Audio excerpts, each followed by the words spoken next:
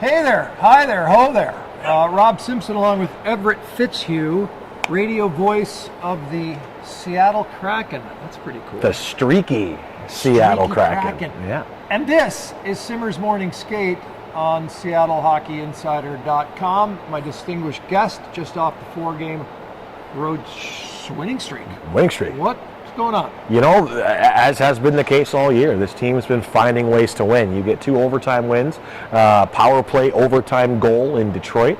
You're down 2-1 most of the game in Colorado to probably, Georgiev's best performance in quite some time. And after Colorado came off that embarrassing loss the day before down in Dallas, that was one of the more tough games that Seattle had all year.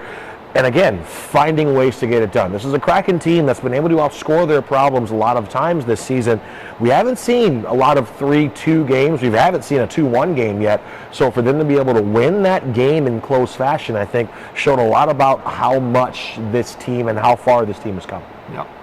Boy, you made a lot of things pop into my head. There it is. You visited your hometown. I did. Or should I say our hometown? Our hometown, yes. Hometown. He is a Falcon. I'm a Chippewa. Yep. You'll have to look that up.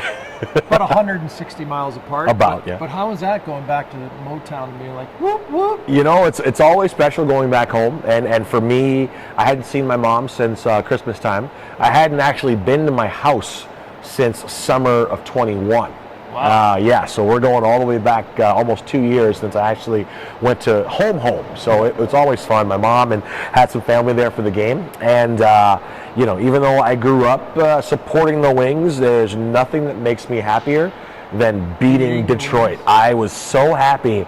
I know a handful of folks in the organization, a couple buddies of mine work, in and around the Red Wings, and I said, I swear, if we beat you guys 8-0 tonight, that's not enough. Like, I just want to hammer these guys. So so no question, Seattle, where my loyalties lie. It's right here with the S. That's very wing like. Hey, my wing fandom is ended. Yeah. Long ago. Yeah. You brought up goaltending. Yes. It's weird. I've written about this a couple times, SeattleHockeyInsider.com, how it just slides conveniently back and forth. One guy will get hot for 3, and it's like, okay, this is our guy.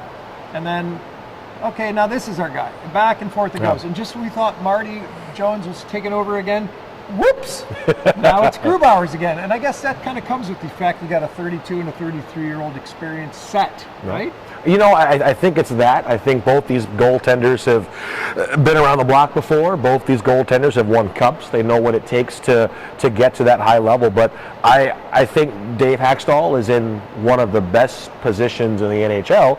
He's got 2 number 1 level statistical goaltenders. I mean, you can't argue with Martin Jones' 24 wins. You can't argue with Philip Grubauer now winning, and his last 3 games, his save percentage has been at or above league average, .913 or higher. So for him to finally start to play the type of hockey we expected from him since day one last season has been huge. And listen, I know a lot of folks want to read into the save percentage, both goaltenders save percentage below 900.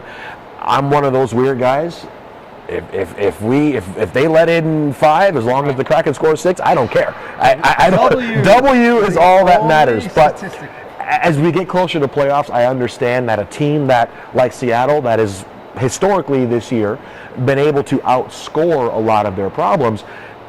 Playoff hockey is different. A lot of guys in that dressing room know you're not putting up 5 goals a game anymore. You're not, gone are the days of the 9-8 game the Kraken played in LA. That's not happening anymore. So you're going to have to find ways to get those big saves, and we've seen that with some consistency from both goaltenders over the past 5 starts for each. They've made some big saves, but they're probably, a handful of goals that, and looking back on, you'd like for them to make those saves. But again, they score 5 as long as we score 6. All I care about. Right. All right, which transitions finally to our last topic, and that is when you talk about playoffs, you talk about goaltending and special teams. Because if you're not scoring a lot because of tight checking at 5-on-5, you have to take advantage of those opportunities when you get them on the power play. How concerned are we?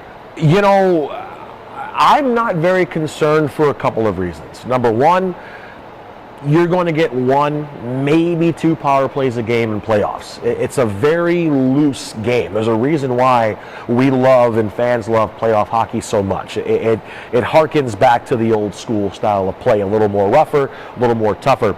The Kraken PK has come alive. I believe they're now, 23, 24 for their last 25, something like that. So they've only allowed 1 power play goal their last 9 games. So for Seattle, the PK is coming on at the right time. They've been finding a smattering of power play success in recent games, but for me, I would much, it depends on who you talk to, I think I'd rather have a PK that's shutting things down than a power play. Because again, you're only going to get 1, maybe 2 power plays a night, but if you can shut down that power play, I think a good penalty kill, an important penalty kill, I think that can swing the momentum for your team's favor. In my opinion, I think that can swing the momentum a little bit harder than the power play goal does. Especially if you're scoring at 5-on-5. Exactly. Or continue to score. And this Kraken team is the best 5-on-5 scoring team in the NHL. Yep.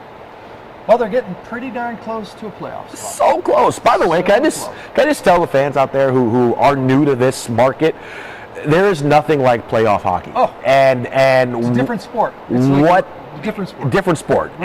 Regular season playoff hockey, 2 different things. And what we're experiencing right now in Seattle is something that a lot of fans are very new to, and that is a playoff race late in the season. You're playing meaningful games. That nauseous, want to throw up feeling you get after every game, I get it too. It gets worse. It gets worse. You're watching the standings. You're scoreboard watching every single night. Last night, the Kraken got no help from Calgary, Vegas, or LA. So that means tonight is even more of an important game for Seattle. So enjoy this, bottle this feeling up that you're feeling right now, because it's going to get worse, like he said, but it's also going to get a lot better, because this is the most exciting, fun time of the season. Yeah. And of course, we don't want to assume anything, because you know what that means. But they got 9 points on Calgary. So if they do get in, we'll just put it that way to be safe. Fingers are crossed. You're going to be chewing your nails a lot come April, because it is. And I chew my nails anyway, so I do too. I got a problem. It's a whole different level. Whole different. It's going to be fantastic. It's going to be fun. Yeah, it'll be. Year 2 playoff hockey in Seattle. They get in. If it'll be. Win. Thanks, Everett. Thanks, Simmer. SeattleHockeyInsider.com. We'll see you at the game. Cheers. Go Kraken.